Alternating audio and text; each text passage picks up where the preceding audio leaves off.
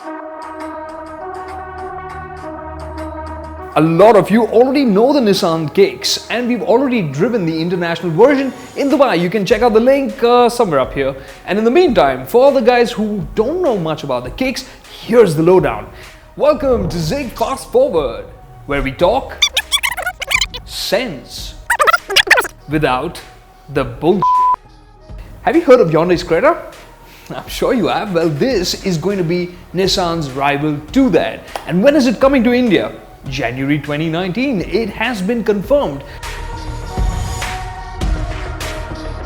We're going to take a real close look at the way the Nissan Kicks looks, because one of the reasons is we're going to step on the inside and take a look at what the cabin is like. So we're going to focus on what it's like on the outside, and that is smashing. If you look at that dark grey color, it looks really intense, and along with that contrast orange colored roof. Wow, that works for me. And it's floating, so it adds to the sportiness of the car, and I really hope Nissan can bring this to the showroom as is. It's a definite thumbs up from us on that count. But what will surely come to the showroom are some of the features that we've seen on the outside. For instance, the headlamps really tightly packed, look aggressive. But what's inside? Well, there's LED projector beams for the low beam, and the high beam is halogen, as are the fog lamps for the LED TRLs are a nice touch. And if you look at the wheels, of course, like we said, the 17-inch alloy wheels with 5-spoke design.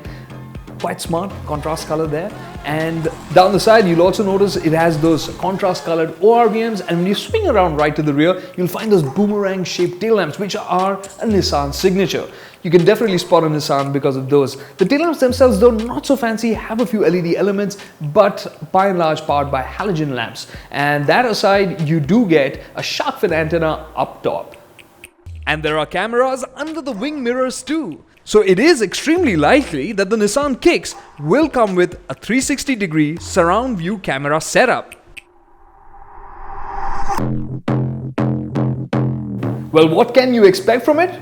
Well, look at it. It looks good, doesn't it? It's got a really sleek and sporty look to it.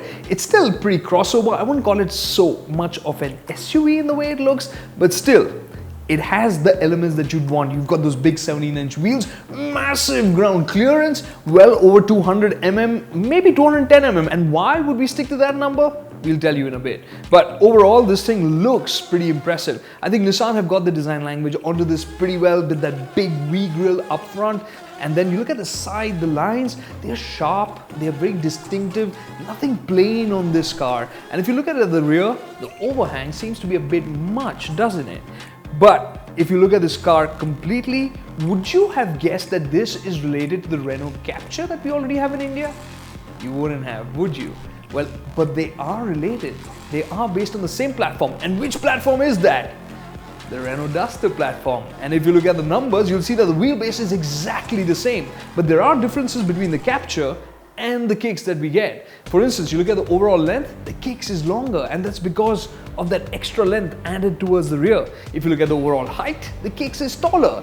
Is that down to the, I don't know, is it really taller or does it have more ground clearance? We're not sure of that just yet because we don't have the full specs. But otherwise, whether you look at it in terms of width, it is the same, and we'd expect the ground clearance to be pretty much the same as the Captur as well, which is 210 mm, because it wouldn't make sense for Renault Nissan to change the mechanicals all that much. It makes sense to go with what works. And what does it run underneath? Well, we've seen the 1.5 K9K diesel engine on all the Renaults, and of course it's also used on Nissan, so this is a really good engine. We expect that to be carried forward here with the Kicks, and along with that, of course, the petrol engine with the CVT transmission, which has proven to be quite popular in the recent times.